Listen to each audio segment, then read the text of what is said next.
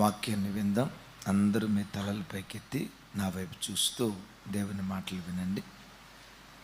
యోసేపు తన దగ్గరకు వచ్చినటువంటి 11 మంది తోబుట్టువులకు ఆ సంచుల నిండా ధాన్యాన్ని నింపాడు. ఏమి నింపాడు? సంచుల నిండా ధాన్యం నింపి యోసేపు యొక్క సంచిలో మాత్రం ఆ వెండి గిన్నెను ఉంచాడు. సరే, వాళ్ళకి ధాన్యం ఇచ్చినట్లుగానే ఇచ్చాడు. యోసేపు సంచిలో వెండి గిన్నె పెట్టాడు అన్న సంగతి వాళ్ళకి తెలియదు. అంత దూరం వెళ్ళిన తర్వాత వెంటబడి వాళ్ళ గోనెలు ఓపెన్ చేసే ముందు యోసేపు యొక్క వెండి గిన్నెను మీరు దొంగిలించారు అని అంటే, అప్పుడు తతిమ 10 మంది అన్నారు, అయ్యా ఆ వెండి గిన్నె మాకు తెలియదు, నిజంగా మేము దొంగిలించాము అన్నట్లుగా తేలితే ఎవని సంచిలో ఉందో వాడు నిశ్చయంగా చేస్తాడు. మేమందరం వానికి దాసులుగా ఉంటాం అని వాళ్ళు మాట్లాడినట్టు బెన్యామీను యొక్క గోనె సంచి ఓపెన్ చేసి చూస్తే అది దొరికినట్లు. వీళ్ళందరూ వచ్చి మరలా యోసేపు దగ్గర సాష్టాంగపడి, అయ్యా మేమందరూ నీకు దాసులమవుతాం అని చెప్పటం, ఇట్లాంటి కార్యక్రమాలన్నీ జరిగాయి. ఇది ఈరోజు మనం వినబోయే అంశం. అయితే ఈ వాక్యం చెప్పే ముందు మిమ్మల్ని ఒక ప్రశ్న అడుగుతా. యోసేపు బెన్యామీను యొక్క సంచిలో వెండి గిన్నె ఎందుకు పెట్టాడు? ధాన్యం ఇచ్చాడు కదా. ధాన్యం ఇచ్చినట్టే ఇచ్చి బెన్యామీను యొక్క గోనె సంచిలోని వెండి గిన్నె ఎందుకు పెట్టాడు? మీకు చెప్పండి, పెద్దగా చెప్పండి. మీకు ఏది తెలిస్తే అది చెప్పండి. తనతో పాటు కాదురా తల్లి, పెద్దగా చెప్పమ్మా. ఇది వెండి గిన్నె బెన్యామీనుతో పాటు ఉంచుకోవటానికే? మరలా సహోదరులని బెన్యామీను తనతో పాటు ఉంచుకోవటానికి. దానికి వెండి గిన్నె ఎందుకు డైరెక్ట్గా ఉంచేసుకుంటే పోయింది కదా. కొంతవరకు కరెక్టే. సరే, మీ అభిప్రాయం మీది. జానన్న మీకు తెలిసింది చెప్పండి. లైవ్ చూసే బిడ్డలు కూడా మీరు కింద కామెంట్ రాయండి. యోసేపు ధాన్యం ఇచ్చినట్లుగానే ఇచ్చి వెండి గిన్నె ఒకళ్ళ గోనె సంచిలో పెట్టాడు. అది బెన్యామీను సంచిలోనే పెట్టాడు. ఎందుకు పెట్టాడు అసలు వెండి గిన్నె? ఎస్పెషల్లీ బెన్యామీను యొక్క సంచిలోనే ఎందుకు పెట్టాడు? కరుణ, ఏదో ఒక రాయి తగిలితే తగిలింది, మాట్లాడుకుందాం. జానన్న,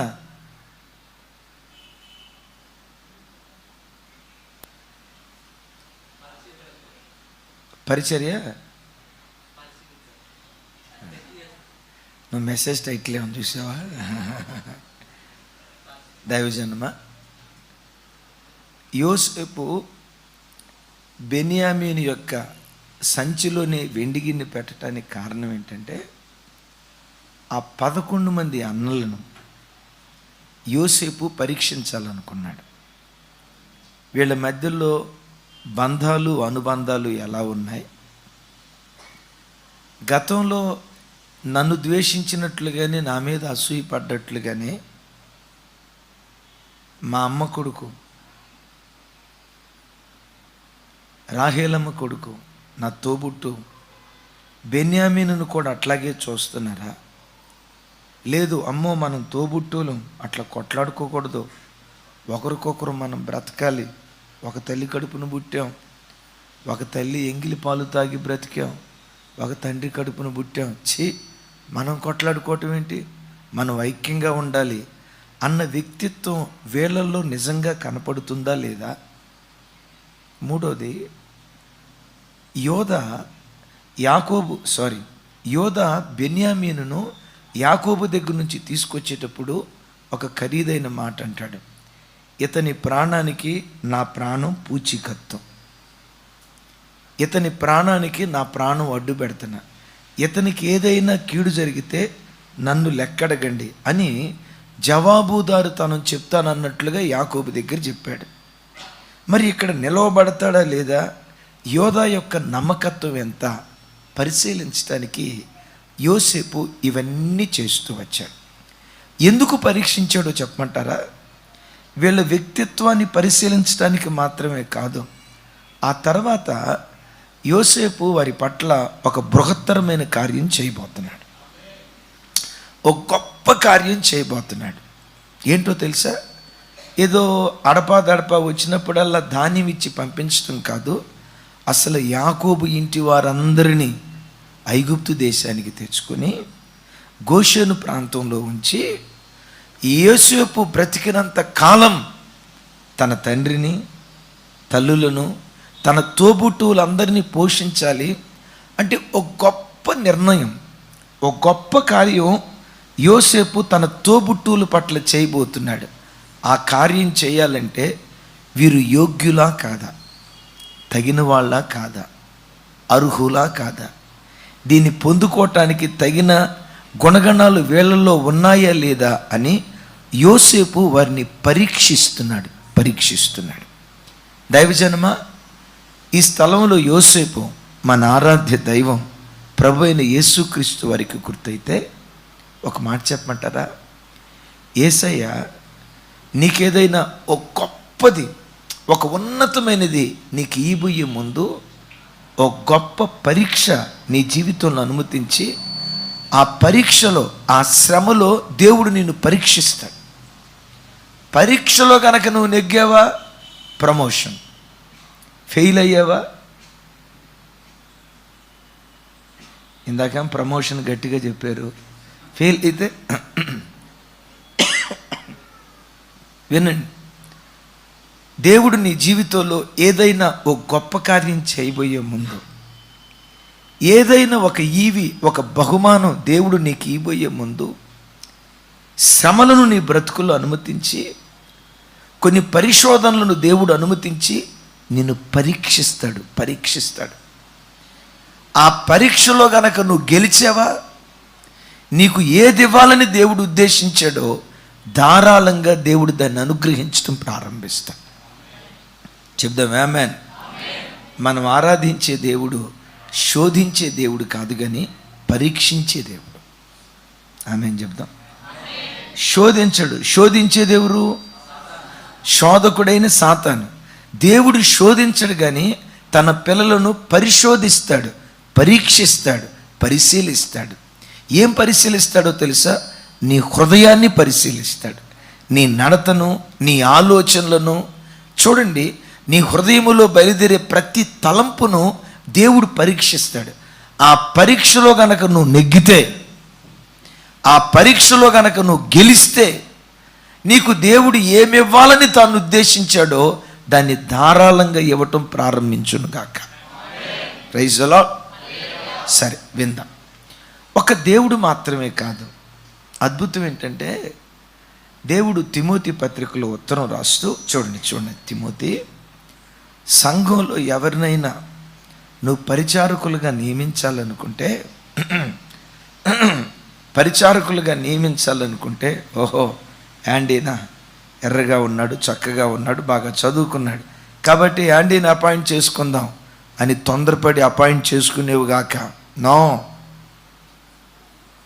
బోయాజు పోలీస్ డిపార్ట్మెంట్లో పనిచేస్తాడంట, కాబట్టి బోయాజుకు నువ్వు అవకాశం ఇచ్చాయి అని తొందరపడి బోయాజు నువ్వు నియమించుకునేవుగాక. అదిగో ఆ చెల్లి చక్కగా పాటలు పాడుతుంది, అబ్బా ఇట్లాంటి పాటలు పాడేవాళ్ళు మనకు కావాలని చెప్పి తొందరపడి ఆ చెల్లి పాటలు పాడుతుందని పరిచారకురాలుగా నియమించుకునేవుగాక. ఒక వ్యక్తిని నువ్వు పరిచారకుడుగా నియమించుకునే ముందు మొదట నువ్వు పరీక్షించాలి అంటాడు. చూడండి ఆ మాట, తిమోతిలకు రాసిన మొదటి పత్రిక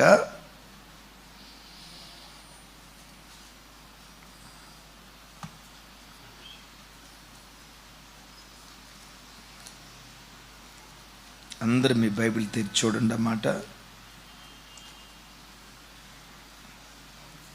తిమోతిలకు రాసిన మొదటి పత్రిక 3వ అధ్యాయం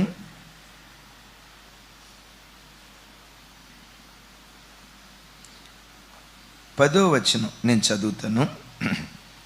మరియు వారు మొదట పరీక్షించబడవలెను, తరువాత వారు అనింద్యులైతే పరిచారకులుగా ఉండవచ్చును. మరొక్కసారి నా వైపు చూసి నాతో కలిసి మాట చెప్పండి, నాతో కలిసి అందరి మాట చెప్పండి. మరియు వారు మొదట పరీక్షించబడేవారు. వారు మొదట పరీక్షించబడవలెను. పరీక్షలో అనింద్యులైతే పరిచారకులుగా ఉండవచ్చును. అక్కడ కూడా కన్ఫర్మ్ లేదు. ఇక్కడ మళ్ళా విన్నారా? కన్ఫర్మ్ లేదు.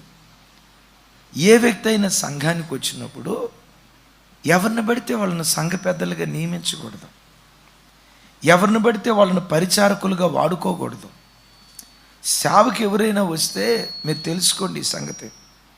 ఎవరైనా సేవకు వస్తే వెంటనే ఆయన సేవకుని చేసి ఆర్డినేషన్ చేసి ఈయన సంఘాన్ని నడిపిస్తారని నిన్నగాక మొన్న కొత్తగా వచ్చిన సేవకులను పరిచారకులుగా సేవకులుగా నిర్ణయించకూడదు.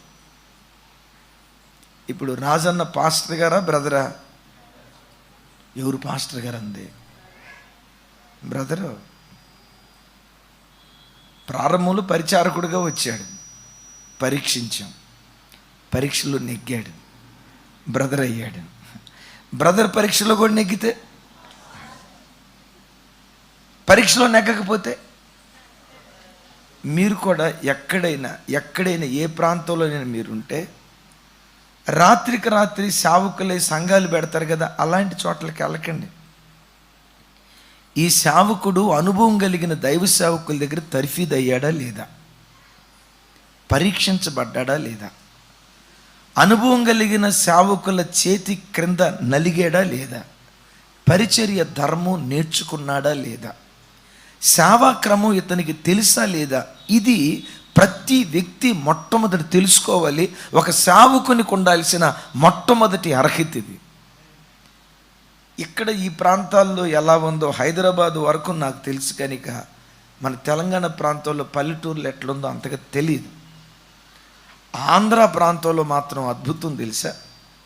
అంతకాలం ఒక సంఘానికి విశ్వాసిగా వెళ్తాడు, కొంచెం పాట పాడటం, కొంచెం వాక్యం చెప్పటం, కొంచెం సాక్ష్యం చెప్పటం వచ్చిందనుకో, మా ఓడు ఏం చేస్తాడో తెలుసా, సపరేట్గా సంఘం పెడతాడు. పెట్టేటప్పుడు ఏం చేస్తాడో తెలుసా, నా కులం పలానా, మన కులస్తులారా అందరూ నా దగ్గరికి వచ్చేయండి. మన కులపోళ్ళు ఆయన దగ్గరికి వెళ్ళటం ఎందుకు, మన కులపోళ్ళు ఆ పాస్టర్ గారి దగ్గరికి వెళ్ళటం ఎందుకు, మన కులం రెండో, ఆ పాస్టర్ గారి కులం చెప్పాలి తల్లి. 2, 3 అంటే నన్ను ఏం అడగొద్దు. మన కులం 2, ఆ పాస్టర్ గారి కులం 3. వింటారా? 2 వాళ్ళు 3 వాళ్ళ దగ్గరికి వెళ్ళటం ఎందుకు, నేను 2 వాళ్ళారా మీరు కూడా వచ్చేయండి. కొన్ని ప్రాంతాల్లో అనుభవం లేకుండా పరీక్షించబడకుండా కులపు పునాదుల మీద సంఘాలు కడుతున్నారు. ఒక మాట చెప్తా, కులపు పునాదుల మీద కట్టబడేవి కుల సంఘాలే కానీ క్రైస్తవ సంఘాలు ఏ ఒక్క నాటికి కాజాలవో. ఒక్కళ్ళు కూడా చెప్పలా సరిగ్గా. ఏమని చెప్పాను? కులపు పునాదుల మీద సంఘాలు కట్టకూడదు. అవునా బ్రదర్? కులపు పునాదుల మీద సంఘాలు కట్టకూడదు. మేము కమ్మోళ్ళం, పాస్టర్ గారు కమ్మాయినా మేమందరం ఆ చర్చికి వెళ్తాం. మేము కాపులు, పాస్టర్ గారి కాపులు కాబట్టి మేమందరం ఆ చర్చికి వెళ్తాం. పాస్టర్ గారి కాపులు ఇంకొంతమంది, మేము పాపులు, వాళ్ళు కాకులు, మేమందరం ఆ చర్చికి వెళ్తాం అని. వినండి, కులపు పునాదుల మీద ఎవ్వడు క్రీస్తు సంఘాన్ని కట్టకూడదు. ప్రాంతీయ తత్వం మీద కూడా కుల సంఘాలు కట్టకూడదు. మా అంబాజీపేట వాళ్ళంతా ఒక చర్చి, తర్వాత అంబా అంటాడు ఆయన. నన్ను అర్థం చేసుకుని తల్లి, నేను ఎందుకు ఈ మాట చెప్తున్నానంటే, క్రైస్తవ సంఘాల నిర్వచనం కొంతమంది దైవ సేవకులు, వాక్య జ్ఞానము లేని విశ్వాసులు క్రైస్తవ సంఘ నిర్వచనం పాడు చేస్తున్నారు.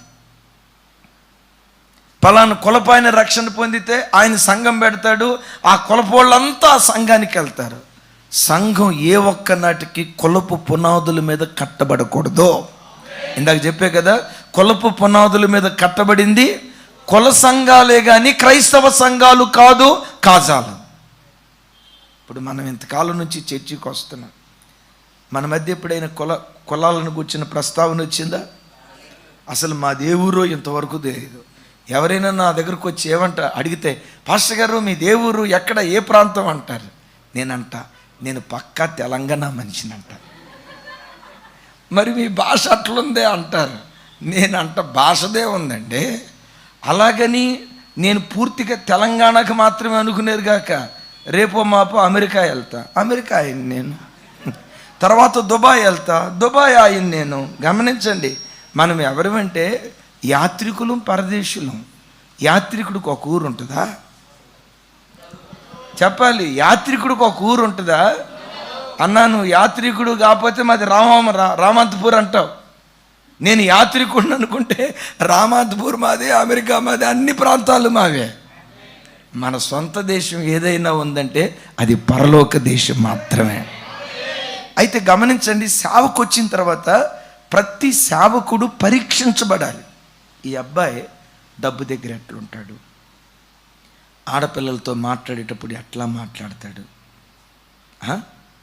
ప్రార్థన జీవితం ఎట్లుంది, తిండి విషయంలో ఎట్లుంది, నిద్ర విషయంలో ఎట్లుంది, కష్టపడి పనిచేసేవాడా కాదా.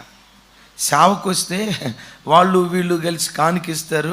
వీళ్ళు ఇచ్చిన కానుకతో ఒక మొద్దన్నం తిని హాయిగా రిలాక్స్గా రెస్ట్ తీసుకొని, నా ప్రాణమా తినుము తాగుము సుఖించుము అని సౌఖ్యంగా అనుభవించడానికి వీడు సేవకు వచ్చాడా, సజీవ యాగంగా బలియాగం అవటానికి దేవుని సేవకు వచ్చాడని అనుభవం కలిగిన సేవకుల దగ్గర గమనించండి, పరిచారకులైన సేవకులు అదే చెప్పాలి, పరీక్షించబడాలి. పరీక్షలో అనింజులని తేలితే ఏం తేలాలి? అనింజులని తేలితే అప్పుడు అతన్ని పరిచారకునిగా ఉంచేసేయండి అని అంటలా. అది కూడా కన్ఫర్మ్ లేదు, ఉండవచ్చును. Probability may or may not be. Right? దైవజన్మ ఒకసారి ఓ పెద్ద దైవ సేవకుడు, తన దగ్గర పనిచేసే ఇద్దరు సేవకులు, తన తర్వాత వాళ్ళిద్దరిలో ఎవరిని నాయకులుగా పెట్టాలని ఆలోచిస్తూ ప్రార్థిస్తున్నాడు. ఎన్నో పరీక్షల్లో ఇద్దరు సమవుజ్జి, అతనంటే ఇతనంటే అతను, డి అంటే డి అంటారు చూసారా, ఆ స్థాయిలో నమ్మకత్వాన్ని చూపిస్తున్నారు. వీళ్ళ నమ్మకత్వం అసలు ఎవరు, వీళ్ళిద్దరిలో సరి అయిన నమ్మకస్తులని రకరకాలుగా పరీక్ష చేస్తున్నాడు. ఒకరోజు ఏం చేశాడంటే, ఉప్పల్ ప్రాంతంలో ఉండి అనుకోండి,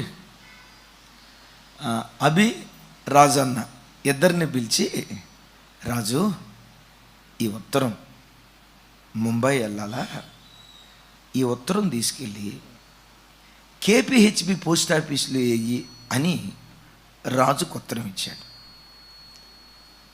అభిని పిలిచి, అభి ఈ ఉత్తరం కూడా ముంబై వెళ్ళాలా, అయితే ఈ ఉత్తరాన్ని సికింద్రాబాద్ పోస్ట్ ఆఫీసులో వేయి అన్నాడు. పాపం అభి చిన్నోడు కదా, అమ్మో అన్న కూకట్పల్లి అన్నాడు కదా, కూకట్పల్లి వెళ్ళాలి, అమ్మో కూకట్పల్లి అన్నాడు కదా, కూకట్పల్లి వెళ్ళాలని పాపం వాడు ప్రయాణం చేసి ఆటోలు మారి మెట్రోది ఎక్కి దిగి ఆ స్టేషన్ కాడ ఎక్కి దిగి మొత్తానికి కేపీహెచ్బి పోస్ట్ ఆఫీసులో ఉత్తరం వేశాడు. రాజు కాస్త సీనియర్గా ఏం ఆలోచించాడంటే, ఉత్తరం ఎక్కడికి వెళ్ళాలి, ఏమండి సికింద్రాబాద్ పోస్ట్ ఆఫీసులో వేస్తేనే ముంబై పోద్దా, ఏ పోస్ట్ ఆఫీసులో వేసినా పోద్ది కదా అని చెప్పి మనోడు ఏం చేశాడంటే, కాస్త తెలివి ఉపయోగించి కొంచెం ఉప్పలు అక్కడికి వెళ్ళి అక్కడ పోస్ట్ ఆఫీస్ ఉంటే అక్కడ డబ్బా వేసి అర్ధగంట తర్వాత ఏది సికింద్రాబాద్ వెళ్ళి వచ్చానని చెప్పడానికి అర్ధగంట తర్వాత ఆలస్యంగా వచ్చాడు. అయిపోయింది. ఉత్తరం వేసి వచ్చారా అయ్యగారు, మీరు ఎక్కడేమన్నారు అక్కడే వేసావు అయ్యగారు, అక్కడే అయిపోయింది అయ్యగారు. మొత్తానికి ఒక వారం రోజుల తర్వాత ఆ పెద్ద పాస్టర్ గారు చిన్నోడిని పిలిచి, నా తర్వాత నువ్వే సేవకుడు రా, దేవుడు నిన్ను వాడుకుంటాడ్రా అని తల మీద చేయిస్తూ ఉంటే ఈ రెండోడు అన్నాడట, అదేంటో అయ్యగారు నన్నెందుకు వాడుకోలేదు? నేను కూడా ఉత్తరం వేసావురా, నేనేమన్నా చోట వేయకుండా నీ సొంత తెలివి ఉపయోగించావు. దైవజన్మ చూడండి, ప్రతి విషయంలో ఒక వ్యక్తి పరీక్షించబడాలి. పరీక్షలో నమ్మకస్తుడని తేలితే, గమనించండి, మనుషులే కానీ దేవుడే కానీ మనకేదైనా దేవుడు ఇవ్వబోయే ముందు నిన్ను పరీక్షిస్తాడు. ఆ పరీక్షలో నువ్వు నెగ్గితే నీ మీద దేవునికి ఉన్న ప్రణాళిక ఏదో దేవుడు దాన్ని నెరవేర్చునుగాక. సరే, ఇప్పుడు వాక్యంలోకి వద్దాం. ఆ గోనె సంచిలో వెండిది పెట్టాడు, వెళ్ళారు. ఈలోపు గృహ నిర్వాహకుడు వెళ్ళాడు, వాళ్ళని ఆపాడు. ఆపేటప్పుడు ఏం చెప్తున్నాడు, వాళ్ళు ఏమన్నారు చూడండి. అన్నమాట 44వ అధ్యాయం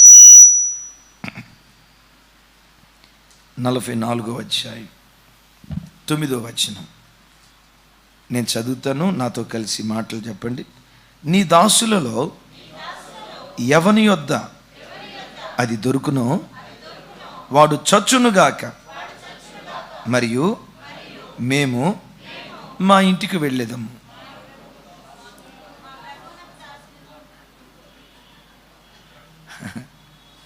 అనాలి ఆ మాట, అది కాదు అసలు అనాల్సింది.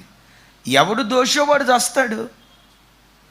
రిమైనింగ్ మా విషయం, మేము నిర్దోషులం కాబట్టి మా ఊరు వెళ్ళిపోతాం, మా నాన్న దగ్గరికి వెళ్ళిపోతాం అని అనాలి. చూడండి, వాళ్ళ పరిపక్వత అంటే వాళ్ళ మధ్యలో ఉన్న అన్యోన్య బాంధవ్యం ఎంత బలంగా ఉందో అర్థం పట్టేటువంటి మాట. 44వ అధ్యాయం 9వ వచనం, నీ దాసులలో ఎవని యొద్ద దొరుకునో వాడు చచ్చునుగాక, మరియు మేము మా ప్రభువునకు దాసులుగా నుందుమని అతనితో అనిరి. అందుకతడు, మంచిది, మీరు చెప్పినట్టే కానియుడి, ఎవని యొద్ద అది దొరుకునో అతడే నాకు దాసుడగును. అయితే మీరు నిర్దోషులగుదురని చెప్పాను.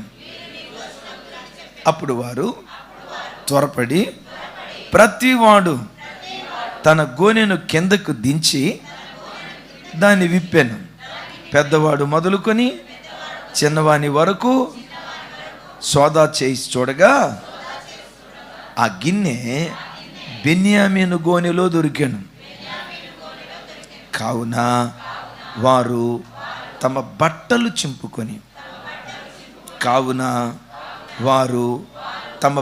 చింపుకొని ప్రతివాడు తమ గాడిద మీద గోనెలను ఎక్కించుకొని తిరిగి పట్టణమునకు వచ్చిరి. ఏ పట్టణం? తిరిగి అని రాసి ఉంది కదా, అంటే ఎక్కడి నుంచి బయలుదేరారో మరలా అక్కడికే వచ్చారు. అక్కడేం జరిగిందో చూడండి. అప్పుడు అప్పుడు యోదాయును అతని సహోదరులను యోసేపు ఇంటికి వచ్చిరి. అతడు ఇంకా అక్కడనే ఉండెను గనుక వారు అతని ఎదుట నేలను సాగిలపడిరి. అప్పుడు యోసేపు, మీరు చేసిన ఈ పని ఏమిటి? నా వంటి మనుష్యుడు శకునములు చూచి తెలుసుకొనునని మీకు తెలియదా అని వారితో అనగా, యోదా ఇట్ల నేను ఏలిన వానితో ఏమని చెప్పగలం? ఏమందు? మేము నిర్దోషులమని ఎట్లు కనపరచగలం? దేవుడే నీ దాసుల నేరమును కనుగొనెను.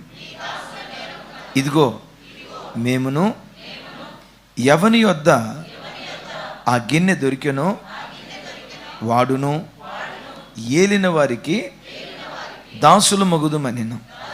మరొకసారి చూడండి. మరొకసారి, దేవుడే నీ దాసుల నేరము కనుగొనెను. ఇదిగో మేమును ఎవని యొద్ద ఆ వెండి గిన్నె దొరికెనో వాడును ఏలిన వారికి దాసులు మగుదుమని చెప్పాను. ఎవరెవరు? ఆ మాట పట్టుకోవాలి. ఎవరెవరు? మేమును. ఎవని యొద్ద గిండి దొరికెనో వాడును. మేమందరం అసలు దాసులు అవ్వాల్సింది ఎవరు? ఎవరి దగ్గర దొరికిందో వాడు దాసుడు అవ్వాలి. అయితే చూడండి, ఈ బెన్యామీను యొక్క బాధలో వీళ్ళు పాలి భాగస్తులు అవటానికి ఇష్టపడుతున్నారు. దైవజనమా, ఈ క్యారెక్టర్ వీళ్ళల్లో ఉందా లేదా తెలుసుకోవటానికే యోసేపు ఇవన్నీ చేసినట్లుగా చూస్తూ ఉన్నాం. నేను ఒక మాట అంటా, ఒక తల్లి కడుపులో పుట్టిన మనం కానీ, తల్లి కడుపులో కంటే మనమందరం పరలోకపు యేసయ్య కడుపులో నుంచి మనం పుట్టినవాళ్ళు. మనమందరం ఎవరిమై అంటే సహోదరులం. చెప్పండి, మరోసారి చెప్పండి. సహోదరులు అంటే అర్థం ఏంటి? సహా ప్లస్ ఉదరుడు, ఒకే ఉదరములో నుంచి వచ్చిన వాళ్ళు. మనమందరం ఎవరి ఉదరంలో నుంచి వచ్చాం? యేసుక్రీస్తు అనే ఉదరములో నుంచి మనం వచ్చేయటం. Praise the lord. మన మధ్యలో బాంధవ్యం ఎలా ఉండాలంటే, సంఘంలో ఎవరైనా సంతోషంగా ఉంటే సంతోషపడే వాళ్ళతో కలిసి మనం సంతోషించాలి, నవ్వే వారితో కలిసి మనం నవ్వాలి. ఎవరైనా ఏడుస్తూ ఉంటే వారితో కలిసి మనం ఏడవాలి. వారి యావత్ బాధలో మనం పాలు పంచుకునే ఆ సహోదరత్వం మనలో ఉంటే, ఆ గుణం దేవుడు నిన్ను పరీక్షించినప్పుడు నీలో కనబడితే ఆకాశపు వాకిలు విప్పి దేవుడు నిన్ను దీవించడం ప్రారంభిస్తాడు. వాస్తవంగా ఇక్కడ అన్నలు అనాల్సిన మాట ఏంటంటే, నాయనా యోసేపు, తప్పు చేసింది బెన్యామీను కదా. ఎవడు తప్పు చేశాడు వాడే శిక్ష అనుభవించాలి. కాబట్టి శిక్ష ఏదో వాడికి వేయండి. మా నాన్న ఎదురు చూస్తున్నాడు, మాకు అక్కడ భార్యలు పిల్లలు ఉన్నారు, కాబట్టి మా దేశానికి మేము వెళ్ళిపోతామని బెన్యామీనును బకరా చేసి అప్పగించేసి వీళ్ళు వెళ్ళిపోవాలి. కానీ వీళ్ళ మధ్యలో ఉన్న బంధం ఏంటో తెలుసా? బెన్యామీను చెరసాల్లోకి వెళ్తే మేము చెరసాల్లోకి వెళ్తాం. బెన్యామీను దాసుడైతే పెద్దగా బెన్యామీను దాసుడైతే పెద్దగా చెప్పాలి. బెన్యామీను దాసుడైతే, బెన్యామీను చెరసాల్లోకి వెళ్తే, బెన్యామీను బంధకాలతో బంధించబడితే, బెన్యామీను బానిస అయితే, బెన్యామీనుతో పాటు మేము కూడా బానిసలం అయిపోతామని, అంటే ఒకరికొకరు బ్రతుకుతున్న ఆ దివ్యమైన గుణం యోసేపు వాళ్ళల్లో చూశాడు. నేనంట మనలోపట కూడా కేవలం మనలను గూర్చి మనం ఆలోచించకుండా ఎదుటివాడిని గూర్చి ఆలోచించే నిస్వార్థమైన జీవితం దేవుడు నీ లోపల చూస్తే, నిన్ను గూర్చి నువ్వు ఆలోచించు, తప్పులేదు, ఆలోచించు. నిన్ను గూర్చి నీవు ఆలోచిస్తూ, నేను ఎప్పుడు చెప్తా కదా, క్రైస్తవుని గుండెల్లో ఉండాల్సిన మాట, అందరూ బాగుండాలి, అందులో నేను ఉండాలి. సరిపోనా? విన్నారా? ఇది మొట్టమొదటి స్లోగన్ ఎక్కడ చూశానంటే, షాపూర్లో ఒక ఆటో మీద చూసా. సహజంగా ఈ వెహికల్స్కి బ్యాక్ సైడు కొంతమంది విచిత్రమైన మాటలు రాస్తారు. ఒకడేమైనా రాస్తాడో తెలుసా? నీ ఏడ్పే నా ఎదుగుదల అంటాడు. వాడిని చూసి ఎవరు ఏడ్చారో నాకు తెలియదు. నీ ఏడ్పే నా ఎదుగుదలని ఒకడు రాస్తాడు. ఇంకొకడు ఏమి రాస్తాడో తెలుసా? నన్ను చూచి ఆడవకరా అంటాడు. మరి వాడిని చూసి ఎవరు ఏడ్చారో కూడా నాకు తెలియదు. అయితే నేను అనే మాట ఏంటంటే, ఒక అతను ఏమని రాశాడో తెలుసా? అందరూ బాగుండాలి, అందులో నేను ఉండాలి. నేనంట అందులో క్రీస్తు మనసు కనపడుతుంది, అందులో క్రైస్తవుడి మనసు కనపడుతుంది. గట్టిగా చెప్తాం ఆమేనని. ఎప్పుడు అమ్మా, నువ్వు మొద్ద అన్నం తినేటప్పుడు నీకు తోడబుట్టిన చెల్లి ఉంటుంది కదా, నీకు తోడబుట్టిన అక్క ఉంటుంది కదా, నీకు తోడబుట్టిన అన్న ఉంటాడు కదా, నీకు తోడబుట్టిన తమ్ముడు ఉంటాడు కదా. మొద్ద అన్నం తినే ముందు ఒకసారి వాళ్ళని గుర్తుకు తెచ్చుకో. వాళ్ళు తిన్నారో లేదో. నేను కనీ పెంచిన అమ్ముంది కదా, నేను కనీ పెంచి 25 సంవత్సరాలు పోషించి ఒక అయ్య చేతిలో పెట్టిన తండ్రి ఉన్నాడు కదా. మొద్ద అన్నం తినేటప్పుడు, మంచి బట్ట కట్టుకునేటప్పుడు, మా నాన్న కొందో లేదో, మా నాన్న మంచి బట్ట కట్టుకున్నాడో లేదో, మా నాన్న పరిస్థితి ఎట్లుందో ఒక్కసారి నేను కన్న గర్భాన్ని గురించి నువ్వు ఆలోచించు. నేను కట్టుకున్నా, నేను సుఖంగా ఉన్నా, నో నో నో నో, అది మంచి క్రైస్తవుడికి ఉండే లక్షణం కాదు. నువ్వు సుఖవంతమైన జీవితం అనుభవించేటప్పుడు ఒక్కసారి నీ తోబుట్టువును, ఎవరి ఎంగిలి పాలు తాలికి బ్రతికావో, ఎవరి రక్తాన్ని పాల రూపంలో చేసుకొని ఏ తల్లి గర్భంలో 9 మాసాలు, ఏ తండ్రి 25 సంవత్సరాలు నేను పెంచి పెద్ద చేశాడో, ఒక మంచి బట్ట కట్టుకునే ముందు మా నాన్నకి ఎలాంటి మంచి బట్టలు ఉన్నాయో లేవో, మా నాన్న ఏ స్థితిలో ఉన్నాడో, ఆ మనస్సు గనక దేవుడు నీ లోపట చూస్తే నమ్మండి, ఆకాశపు వాకిళ్ళు విప్పి దేవుడు నేను దీవించడం ప్రారంభిస్తాను. నేను అతిశయానికి చెప్పట్లా, మిమ్మల్ని పురికొల్పటానికి చెప్తున్నా. నేను హైదరాబాద్లో ఆర్టీసీ క్రాస్ రోడ్ చెక్కడిపల్లిలో ఉన్నప్పుడు మంచి ఉద్యోగం దేవుడు నాకు ఇచ్చాడు. మా అక్క వెధవరాలు, ఆవిడ నాకు జీతం వస్తే ఓ 10,000 రూపాయలు ఆ రోజుల్లో 97 ఆ ప్రాంతంలో ఆ 10,000 రూపాయలు పంపిస్తే ఒక స్థలం వెధవరాలైన మా అక్కకు కొనిపెట్టాడు మా నాన్న, కొంత డబ్బేసి.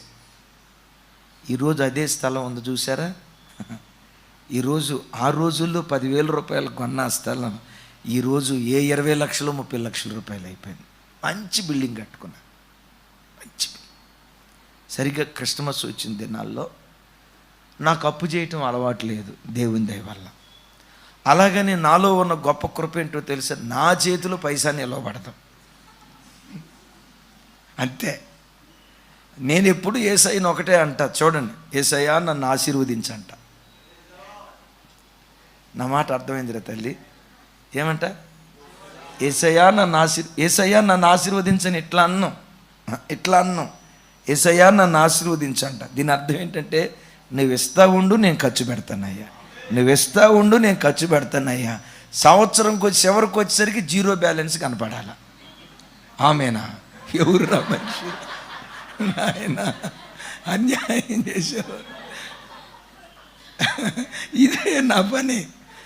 అప్పుడు ఉద్యోగం చేసేటప్పుడు అంతే, దేవుని కృప ఎప్పటికీ, ఆ కృప నన్ను విడిచిపెట్టలా, ఎప్పటికీ విడిచిపెట్టదు. కృప వెంబడి కృప దేవుడిచ్చను గాక. నేను ఎప్పుడు, ప్రభా నువ్వు నా కొరకు నేనేం దాచుకోను. ఎవరి కోసం దాచుకోవాలి? మా కోసం మేమేం దాచుకోం.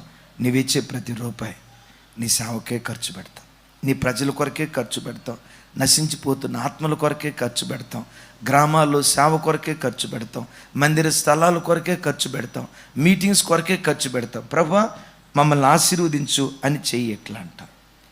ఇది నేను అనుకుంటా, ఒక్కొక్క వ్యక్తిని తన పని కొరకు ముందుగానే దేవుడు ఏర్పరచుకొని సేవకులకు నేను అనుకుంటా ఒక ప్రత్యేకమైన జీనోమ్ కోడ్ దేవుడు ఏర్పాటు చేస్తాడేమో. ఏది? తనను గూర్చి తాను ఆలోచించకుండా ఇతరులను గూర్చి ఆలోచించే త్యాగపూరితమైన మనసు. డిసెంబర్ నెల వచ్చింది, అప్పు చేసే అలవాటు నాకు లేదు. కానీ విచిత్రం ఏంటంటే, అప్పట్లో 2 క్రెడిట్ కార్డులు ఉన్నాయి, ఒక్కటి కూడా దేవుని దేవలు నేను వాడలా. మరి ఎందుకు కొన్నారంటే, ఆ రోజులో అదొక స్టేటస్ అది. అందువల్ల సరే, నా దగ్గర ఉన్న డబ్బులతో మా తల్లికి, మా తండ్రికి, నా కుటుంబీకులు ఎవరెవరైతే ఉన్నారో అందరికీ తీసుకుని, హైదరాబాద్లో నాతో పాటు 2 తమ్ముళ్ళు మా రూమ్లో ఉండేవాళ్ళు. మా చిన్న తమ్ముడిని నేనే ఇంటర్మీడియట్ చదివించా హైదరాబాద్లో. ఆ రోజుల్లో మా చిన్న తమ్ముడిని నేను ఇంటర్మీడియట్ చదివించా, పెద్ద తమ్ముడు ఉండేవాళ్ళు. కానీ అద్భుతం ఏంటంటే, మా 3 అన్నదమ్ముల్లో ఒక్కరోజు కొట్లాడుకున్నట్లుగా కానీ, గొడవ పడినట్లుగా కానీ, దేవుని కృప మేము కలిసిన 4.5 సంవత్సరాల్లో సింగిల్ డే కూడా లేదు. వాళ్ళు కూడా ఎంత మంచి వాళ్ళు తెలుసా? రమేష్ అని ఒక తమ్ముడు ఉండేవాడు. నేను ఎందుకు ఈ మాట చెప్తున్నానంటే, అన్నదమ్ముల మధ్య ఒక పటిష్టమైన అనుబంధం ఉండాలి. అన్నదమ్ముల మధ్య కాదు, సంఘంలో కూడా అదే పటిష్టమైన అనుబంధం ఉండాలి. యేసయ్యకి మహిమ కలుగును గాక. ఆ తమ్ముడు కోకోకోలాలో ఉద్యోగం చేసేవాడు. ఆ రోజుల్లో 3,000 రూపాయల జీతం వచ్చేది. ఆ తమ్ముడు ఎంత గొప్పోడో తెలుసా? రావటం 3,000 రూపాయలు ముందు నా చేతిలో పెట్టేవాడు. అన్నయ్య 300 రూపాయలు దశంభాగం అన్నయ్య, 300 తీసుకునేవాడు. బస్ పాస్కి 170 రూపాయలు ఇయ్యి అన్నయ్య అని బస్ పాస్కి 170 రూపాయలు తీసుకునేవాడు. నేను అనేవాడిని, రమేష్ దశంభాగం ఇవ్వాలి తెలుసు కదా, ఆ 300 నువ్వే తీసుకొని ఆ 150 రూపాయలు నువ్వే తీసుకొని మొత్తం 470 రూపాయలు కట్ చేసుకొని 2,530 రూపాయలు నాకు ఇవ్వచ్చు కదంటే, అట్టగన్నా ముందు మీ చేతిలో పెట్టిన తర్వాత కదా నేను తీసుకోవాలన్నాడు. అంత ఐక్యంగా ఉండేవాళ్ళం. అద్భుతం తెలుసా? అట్లా ముగ్గురు ఒకే షాప్ మీద పండుకునేవాళ్ళం, ఒకళ్ళ మీద ఒకళ్ళం. వీళ్ళు స్నేహితులు అన్నదమ్ముళ్ళు ఎవరికి అర్థం కాదు. నేను చెప్పే అబద్ధాలు కాదు, ఈ మాటలు లైవ్లో మేము కలిసి ఉన్నప్పుడు చూసిన వ్యక్తులు చూస్తారు. ఆర్టీసీ క్రాస్ రోడ్ ఆనంద్ గారని, దిల్షుటంగర్లో అప్పుడప్పుడు ఇక్కడ సాయంత్రం మీటింగ్కి వస్తారు, అశోక్ గారని, మేమంతా కలిసి ఉండేవాళ్ళం. అన్నదమ్ములు కాదు, స్నేహితుల్లాగా అంతకు మించి కలిసి ఉండేటువంటి వాళ్ళం. అయితే ఆ దినాల్లో అందరికీ బట్టలు తీసుకున్నాం. నా దగ్గరికి వచ్చేసరికి డబ్బులు లేవు. ఆ క్రిస్టమస్కి అందరికీ బట్టలు తీసుకొని నేను ఒక్కడనే పాత బట్టలతో చర్చికి వెళ్ళబోతున్నా. అప్పుడు ఒక తమ్ముడు నా దగ్గర ఉన్నాడు, ఇంకో తమ్ముడు ఊరు వెళ్ళాడు. ఆ తమ్ముడు నేను కొనుక్కోకలేదని చూసి ఆ తమ్ముడు కూడా కొత్త బట్టలు వేసుకోవట్లా. ఏమిరా తమ్ముడు కొత్త బట్టలు వేసుకోవట్లేదంటే, అన్న వెనక్కి కూర్చోండి అన్న, నా వైపు చూడాలా. హల్లెలూయ అందరు చెప్పాలి, హల్లెలూయ. ఏమిరా తమ్ముడు కొత్త సొక్కా వేసుకోవట్లేదంటే ఏమన్నాడు తెలుసా? అన్న మీరు కొన్న సొక్కాయి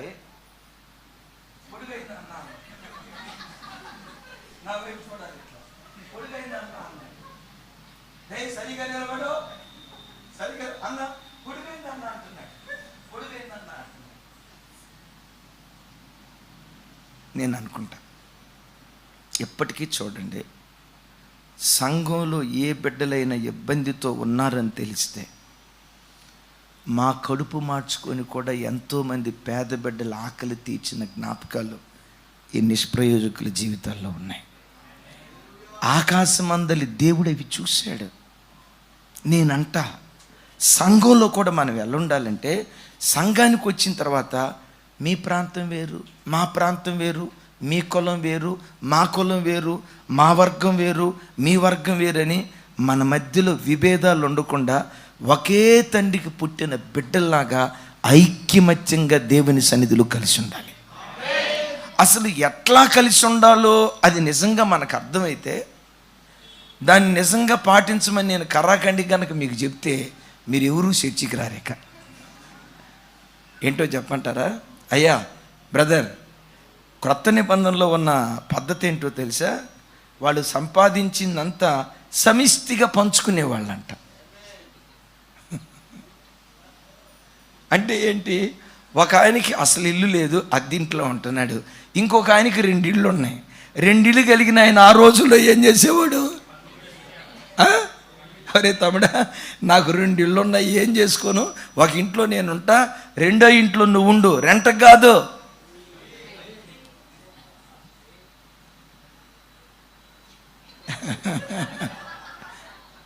అంటే నేను అనే మాట అంత ఐక్యంగా ఉండాలి. అలాంటి సహోదర ప్రేమ ఆప్యాయత దేవుడు మనలో చూస్తే, నిన్ను పరీక్షించినప్పుడు అది నీ లోపల దేవునికి కనబడితే పరీక్షిస్తాడు. ఆయన నీ స్వభావాన్ని పరీక్షిస్తాడు, నీ గుణగణాలు పరీక్షిస్తాడు. త్యాగపూరితమైన బుద్ధి, పిసినారి బుద్ధి, ప్రేమ కలిగిన బుద్ధి, స్వార్థంతో కూడుకున్న బుద్ధి, త్యాగపూరితమైన మనస, ఎప్పుడు ఎదుటోడికి పెట్టాలని ఆతృత కలిగిన ఆ దాతృత్వపు గుణం కలిగిన మనస. దేవుడు నీ హృదయాన్ని పరీక్షించినప్పుడు ఆ పరీక్షలో నీ హృదయం త్యాగపూరితమైనదని తెలిస్తే ఆకాశపు వాకిలి విప్పి దేవుడు దీవించడం ప్రారంభిస్తాడు. 2 చక్కటి సన్నివేశాలు చెప్తా. ఇప్పుడు యెరూషలేములో ఓ ప్రత్యేకమైన స్థలంలో సియోను పర్వతం మీద చూడండి సియోను పర్వతం మీద సొలొమోను మందిరాన్ని కట్టాడు కదా. దేవుడు అక్కడే మందిరాన్ని కట్టమని చెప్పాడు కదా. ఆ స్థలంలోనే మందిరాన్ని కట్టడం వెనుక ఒక చారిత్రాత్మకమైన కథ ఉందట. చారిత్రాత్మకమైన కథ. ఆ స్థలాన్ని దేవుడు చూస్ చేసుకోవటానికి, ఆ స్థలాన్ని దేవుడు ఎన్నుకోవటానికి ఒక చారిత్రాత్మకమైన కథ గడిచిన కాలాల్లో ఆ స్థలంలో జరిగిందట. ఆ ప్రాంతాల్లో ఒకే తల్లికి పుట్టిన 2 అన్నదమ్ముళ్ళు ఉన్నారు. పెద్దోడికి పెండ్లయింది, ఎందుకో పిల్లలు కలగల. రెండోడికి పెండ్లయింది, 2 పిల్లలు. ఆ సంవత్సరం పంట పొలం విపరీతంగా పండింది. అన్న పంట పొలం బాగా పండింది, తమ్ముడు పొలం పండింది. ఆ ధాన్యాన్ని గాదెల్లో సిద్ధపరుచుకున్నారు. మధ్యరాత్రి వేళ అన్న ఆలోచిస్తున్నాడట. చూడండి, అన్న ఆలోచిస్తున్నాడట. ఏమనో తెలుసా? నాకా పిల్లలు లేరు, మా ఇంట్లో ఎవరు? నేను, నా భార్య. ఇంత ధాన్యం ఏం చేసుకుంటాం బాబోయ్. మా తమ్ముడికి 2 పిల్లలు, వాళ్ళని స్కూల్లో జాయిన్ చేయటం, ఫీజులు, డ్రెస్సు, యూనిఫాము, ఆ ఫాము, ఈ ఫాము. వాడు ఎల్కేజీ పుస్తకాలు ఇంత ఉంటాయి. ఆ పుస్తకాలు మహిళకి ఇట్లా ఊగులాడుతూ వస్తాడు.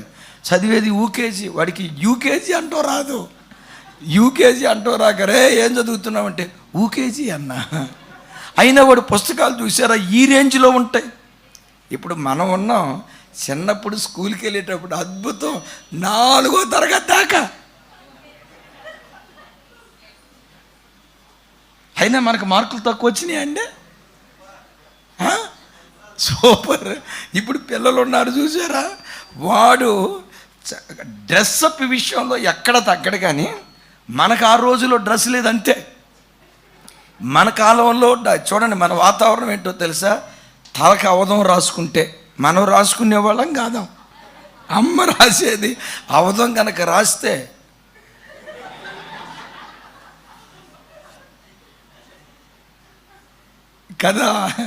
కదా అప్పటికి మన ఖర్చు ఉండేదా?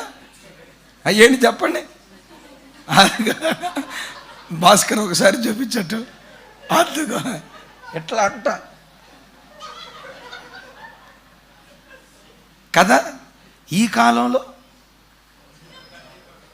ఒక తండ్రి ఉన్నాడు, 7 ఖర్చీపులు. సోమవారం ఒక ఖర్చీపు అంట, మంగళవారం ఒక ఖర్చీపు అంట, బుధవారం ఒక ఖర్చీపు, గురువారం ఒకటి, శుక్రవారం ఒకటి, శనివారం ఒకటి, ఆదివారం ఒకటి, మొత్తం రోజుకు ఒక ఖర్చీపు అంట. ఇంత గెటప్ ఉంటుందా? వాడి దగ్గరికి వెళ్ళి రే చిన్న 3వ ఎక్కని చెప్పరా అని అన్నాం అనుకోండి, ఎక్కాలా? వాట్ ఈస్ దట్ అంటాడు. సరే ఎక్కాలి కాదురా టేబుల్స్ అని అన్నాం అనుకోండి, 3 6 జా ఎంత అన్నాం అనుకోండి, 3 6 జా 36 అంటాడు. 6 3 జా అంటే ఎంత అంటే 63 అంటాడు. అంటే డ్రెస్ అప్ విషయంలో సూపర్. కానీ ఏదో అంటారు కదా, పైన లోపట అంటే అట్లాగని అందరూ అట్లేమి లేరు. యేసయ్యకి మహిమ కలుగును గాక. ఇప్పుడు అన్న ఆలోచిస్తున్నాడట, నా తమ్ముడికి 2 పిల్లలు, కార్పొరేట్. అయ్యో వాడి పరిస్థితి ఏంటి? భార్య, రేపు వాళ్ళని చదివించాలి, వాళ్ళు పెళ్ళిళ్ళు చేయాలి. నాకేముంది, నేను నా భార్య మొత్తాన్ని తింటే సరిపోద్ది అని మధ్యరాత్రి తమ్ముడికి తెలియకుండా ధాన్యపు బస్తా తన నెత్తి మీద వేసుకొని ఎవ్వరూ చూడకుండా తమ్ముడు గాదిలో 2 బస్తాలు పోసి వచ్చాడట.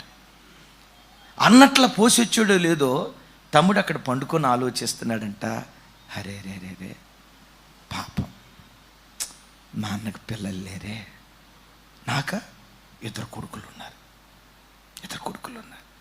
రేపు వృద్ధాప్యానికి వెళ్తే ఎవడో ఒకడు గంజిపోయికి పోతాడా?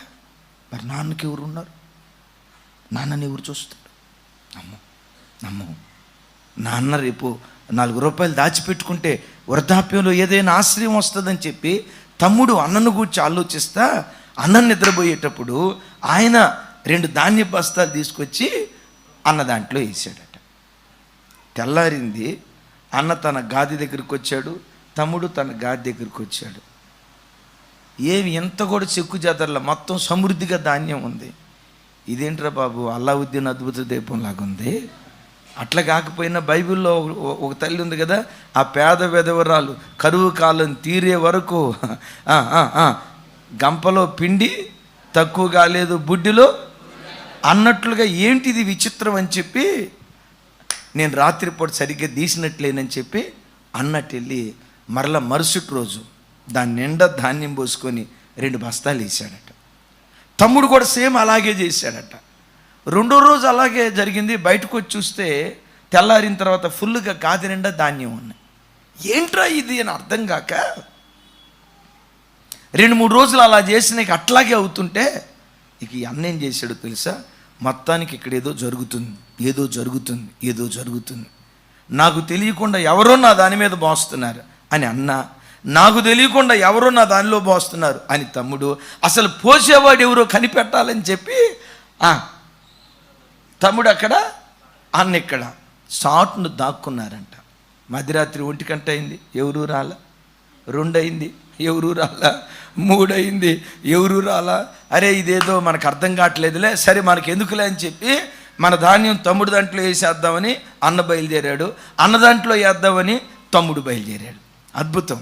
ఈయన సంచి భుజం మీద పెట్టుకున్నాడు, అన్న సంచి భుజం మీద పెట్టుకున్నాడు.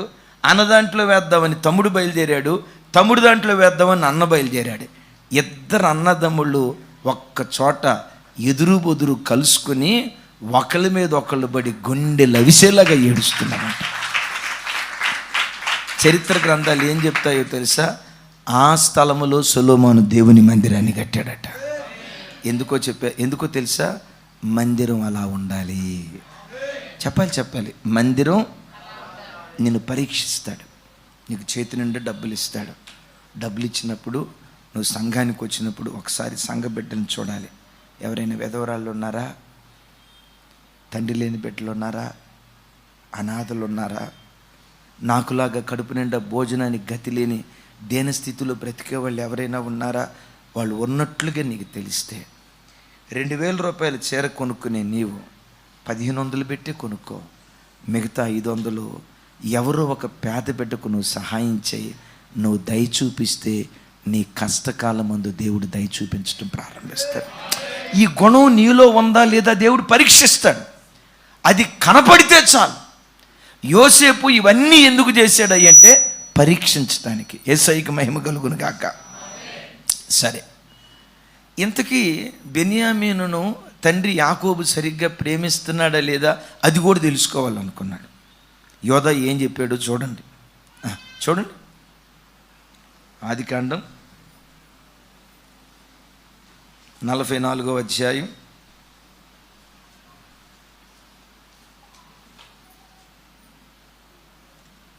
19వ వచనం. నాతో కలిసి చెప్పండి.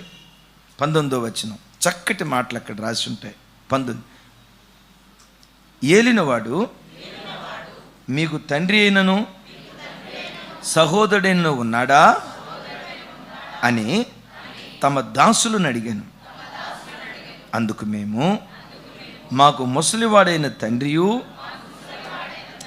అతని ముసలితనమున పుట్టిన ఒక చిన్నవాడును ఉన్నాడు, వాని సహోదరుడు. ఆ మాట వినడంతో యోసేపు గుండె ఒక నిమిషం ఆగిపోయినట్టు ఉంటుంది. అతని సహోదరుడు చనిపోయాడా బ్రతికున్నాడా? చనిపోయాడా? బ్రతికున్నాడా చనిపోయాడా? బ్రతికుంటే ఏమని చెప్తున్నారు? చెప్పాలి. ఏమని చెప్తున్నాడు? చనిపోయాను. వాని తల్లికి ఒక్కడే మిగిలి ఉన్నాడు. వాని తండ్రి వానిని ప్రేమించుచున్నాడని చెప్పితిమి.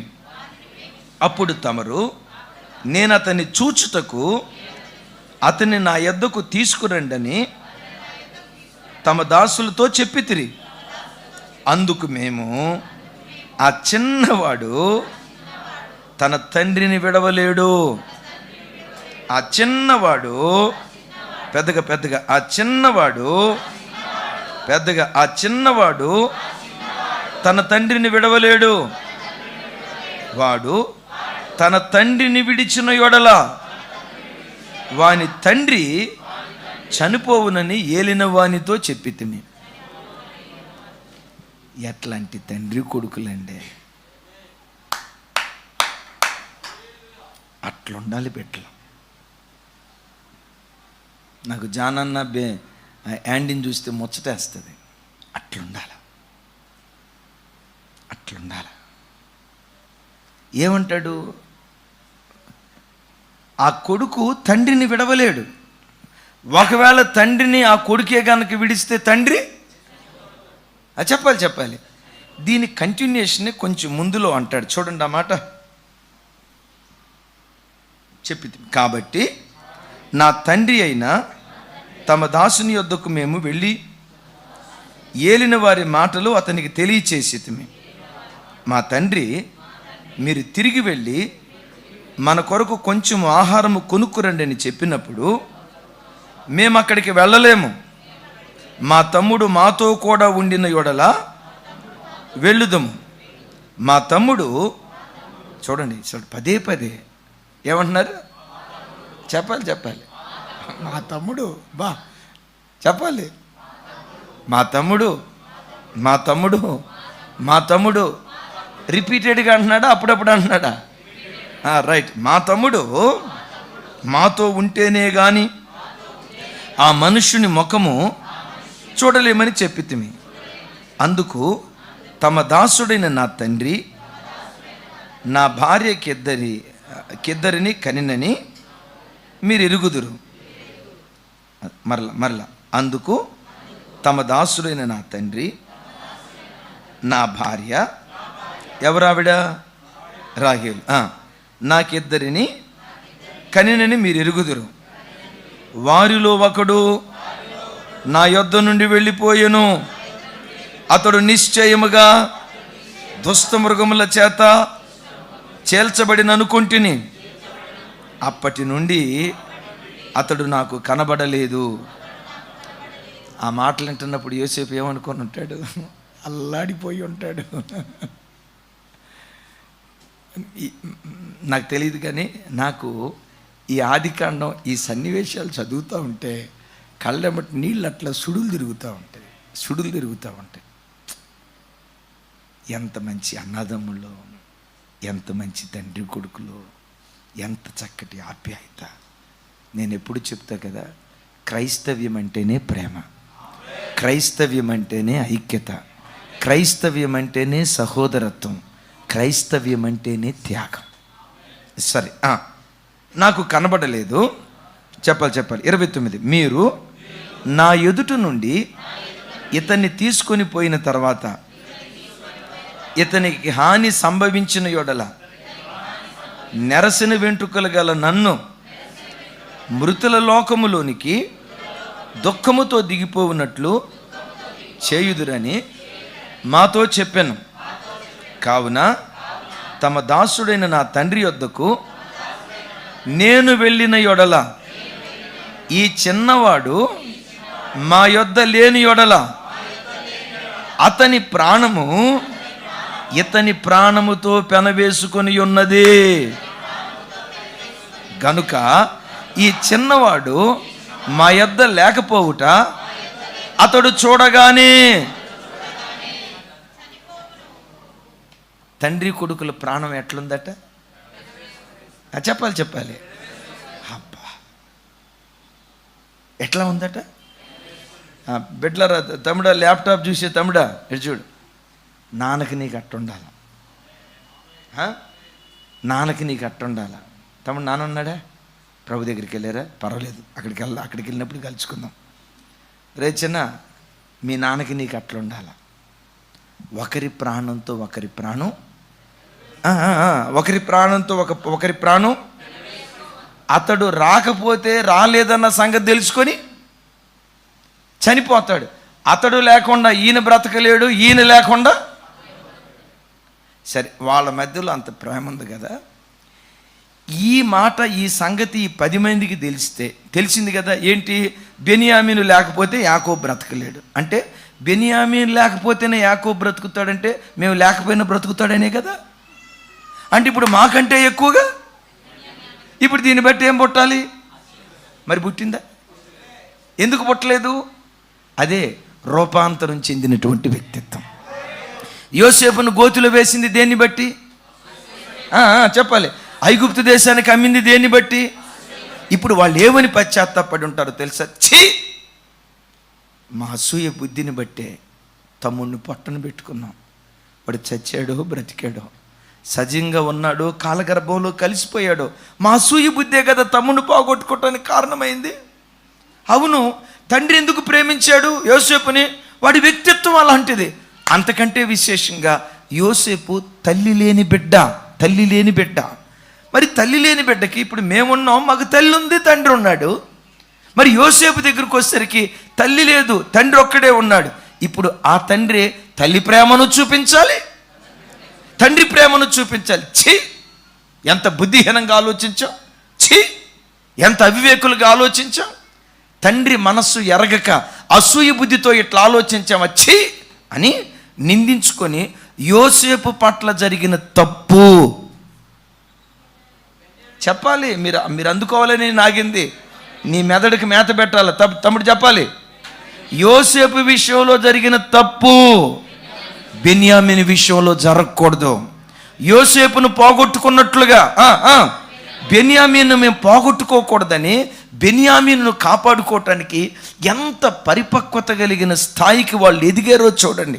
ఇప్పుడు యోసేపు ఇవన్నీ ఎందుకు చేశాడు తెలుసా? వీళ్ళు ఎదిగారా లేదా పరీక్షించడానికి చేశాడు. ఒకవేళ ఎదగలేదనుకోండి, వీళ్ళందరికీ తనను యోసేపుగా పరిచయం చేసుకునేవాడు కాదు. మీ దారిని మీరు బండిరా భయ్, రేపు మళ్ళీ మీరు ఇక్కడికి వస్తే ఇక్కడ కూడా కొట్లాడుకుంటే నా పరువు పోద్ది. ఈ అసూయతో వాడి మీద వీడి మీద వాడు ఎలిగేషన్స్ చేసుకుంటే నా విలువ పోద్ది, మీ బ్రతుకు మీరు బ్రతుకుతున్నప్పుడు అని చెప్పి వాళ్ళని పరీక్షించడానికి యోసేపు ఇవన్నీ చేశాడు. దైవజనమ, ఈ ఒక్క మాట చెప్పి నేను ముగిస్తా. యేసయ్య పిల్లలుగా మన జీవితాల్లో ఎప్పుడు ఒకరిని చూసి ఒకరు అసూయ పడకూడదు. ఇంకో రకంగా చెప్పాలంటే సంఘంలో ఎప్పుడు మనకు అసూయ ఉండకూడదు. కొంచెం పెద్దగా చెప్దాం. ఎందుకు సంఘంలో అసూయ ఉండకూడదో చెప్తాను తెలుసా? సంఘము క్రీస్తు శరీరం. మనం అందరం ఎవరిమై అంటే ఒకే శరీరములో సాటి అవయవాలం. పెద్దగా చెప్పండి. ఒకే శరీరములో మనమందరం ఎవరిమే? ఒకే శరీరం. ఎమాన్యుయల్ మినిస్ట్రీస్ అనే శరీరానికి చెందిన వాళ్ళు, క్రీస్తు శరీరం అనేది సంఘానికి చెందిన వాళ్ళు. ఈ ఒకే శరీరములో మనమందరం ఎవరిమి? సాటి అవయవాలు. ఈ అవయవాల్లో ఉండే గొప్పతనం ఏంటో తెలుసా? ఒక అవయవాన్ని పొగిడితే, ఒక అవయవాన్ని ఘనపరిస్తే ఆ ఘనతలో సమస్త అవయవాలు పాలు పంపులు పంచుకుంటాయి. ఇంకోసారి చెప్పమంటారా? ఒక అవయవాన్ని పొగిడితే, ఒక అవయవాన్ని ఘనపరిస్తే శరీరములో ఉన్న అవయవాలన్నీ ఆ ఘనతలో పాలు పంపులు పొందుతూ ఉంటాయి. యేసయ్యకి మహిమ కలుగును గాక. ఎట్లాగో చెప్తాను. ఇప్పుడు ఒక తమ్ముడు బాగా పాట పాడాడు అనుకోండి. ఆ తమ్ముడి దగ్గరికి వచ్చి, తమ్ముడు నీ కంఠం సూపర్ తమ్ముడా, నువ్వు పాట పాడితే అచ్చం ఏ సన్నబాడినట్టే ఉంది తమ్ముడా, నీ గొంతు ఎంత బాగుందో అని అన్నాం అనుకోండి. పొగిడింది దేన్ని? పెద్దగా అబ్బా నీ గొంతు ఎంత బాగుందో, కంఠం అద్భుతం అని కంఠాన్ని పొగిడితే మనిషి అంతా ఏమైపోతాడు చెప్పండి? పొగిడింది దేన్ని? టీషర్ట్ బ్రదర్ పొగిడింది దేన్ని? శరీరం అంతా పొగిడాడా? ఇప్పుడు ఆ తమ్ముడు ఉన్నాడు, తమ్ముడా నీ ముక్కు కోటేరు ముక్కు తమ్ముడా, చూడు టచ్ స్క్రీన్ లాగా రంగులు మారిపోయింది. ఇప్పుడు పొగిడింది దేన్ని? నీ ముక్కు భలే ఉంది తమ్ముడా అని అంటే పొగిడింది దేన్ని? ఇప్పుడు ముక్కును పొగిడితే చూసి కళ్ళు అంటే నేను బాగాలేదా, చెవులు అంటే నేను బాగాలేదా, అంటే పెదాలు నేను బాగాలేదా అని అనుకుంటాయా? ఒక్క అవయవాన్ని ఘనపరిస్తే ఆ ఘనతలో శరీరపు అవయవాలన్నీ పాలిభాగస్తులు అవుతాయి. ఈ మాట చెప్పి ముగిస్తా. సంఘంలో ఎలాంటి ప్రవర్తన నీలో ఉంటే తెలుసా? పరీక్షిస్తాడు దేవుడు నిన్ను. సంఘానికి వచ్చిన నిన్ను పరీక్షిస్తాడు, నీ మనస్సును పరీక్షిస్తాడు. పరీక్షించి ఆ పరీక్షలో దేవుని మనసు గెలుచుకునే వ్యక్తిత్వం నీలో ఉంటే ఆకాశపు వాకిలు విప్పి నిన్ను దీవించడం దేవుడు ప్రారంభిస్తాడు. అందుకని బైబిల్లో ఒక మాట రాసి ఉంటుంది. ఈ మాట నాతో కలిసి చెప్పండి. దేవుని మందిరమునకు పోవునప్పుడు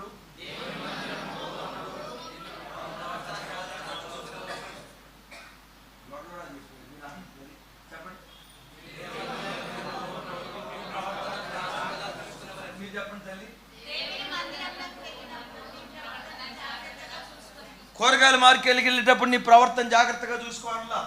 చూసుకోకూడదని కాదు. డ్యూటీకి వెళ్ళినప్పుడు నీ ప్రవర్తన జాగ్రత్తగా చూసుకోవాలా. చూసుకోకూడదని కాదు. కాలేజీకి వెళ్ళినప్పుడు నీ ప్రవర్తన జాగ్రత్తగా చూసుకో అని అల్లా. అంటే అక్కడ అజాగ్రత్తగా చూసుకోమని కాదు. వాటన్నిటికంటే క్రైస్తవుడు దేవుని మందిరానికి వచ్చినప్పుడు తన ప్రవర్తన జాగ్రత్తగా చూసుకునేవాడై ఉండాలి. నేనంట మందిరంలో నీ ప్రవర్తన యోసేపు తతిమ 11 మంది అన్నదమ్ముల ప్రవర్తనలాగుంటే, నేనంట యోసేపు ఆ 10 మందిని 11 మందిని గోషేనులో పెట్టాడేమో. గోషేను కంటే శ్రేష్టమైన పరలోక రాజ్యంలో యేసయ్య మనలను కూర్చొని పెడతాడు. అటు కృప ప్రభు మనందరికీ దయచేయును గాక.